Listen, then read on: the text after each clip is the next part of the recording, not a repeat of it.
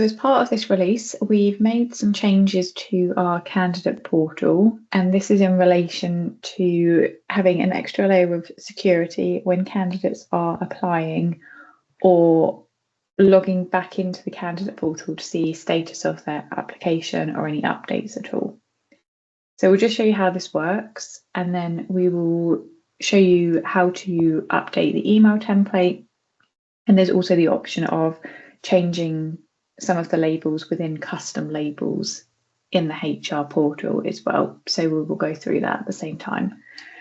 So to show you how this works, it would be navigating to your candidate portal, click apply for a position. This would then take you through to your normal registration screen. So the candidate would pop through their details and click register. This will also have the same functionality and the same next screen if they are coming back to an application. So if they use the login below where they enter their email address, it will go through the same process. So once they've clicked register or login, they'll be presented with this new screen, and they will receive an email that looks like this. So it's obviously personalized to them, gives them information to say it's to verify their email address and sign into the candidate portal, and it's given them a 6-digit code which will expire after 15 minutes.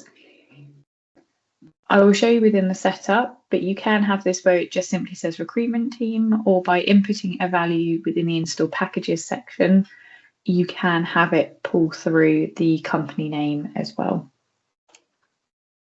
So we would just add our code into the box and click login. And here you can see they can finish the rest of their application. They can see their past details, application history, and sort of any current vacancies as well. You'll also see that there is a new logout button. Once they click this and log out, they would have to go through the verification process again to access this section of the system. So in terms of getting this set up, it would be, once the release has gone into your org, this would be turned on by default. There is no opt-out of this. It's simply that once the release goes into your system, this will be turned on and will be the process for candidates moving forward.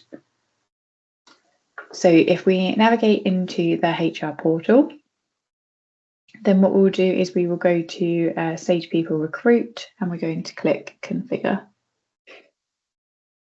So within the application portal, you have the options below here for portal sessions, which is your new authentication. So your PIN email template will automatically default to the one that we just witnessed. So if nothing is populated into this box, it will use the system default email.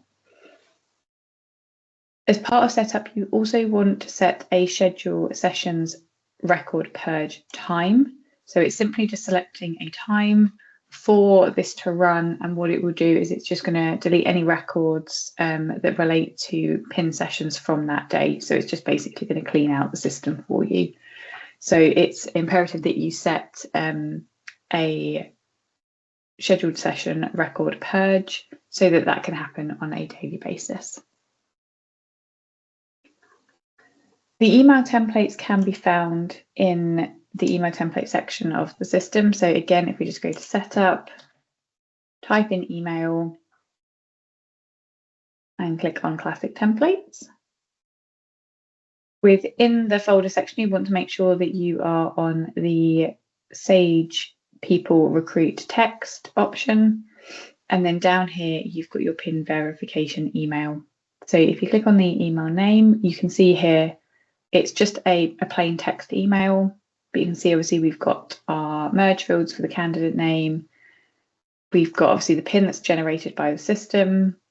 And then this is where, obviously, within the setup section, if you have a name posted in this box here, in your email template, that is what would pull through to the sign off.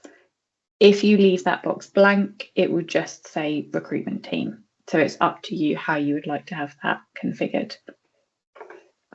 If you have multiple candidate portals, you obviously can have it set that you could have a different PIN email template per candidate portal in terms of relevant sign-offs, if you don't want it just to be a generic email.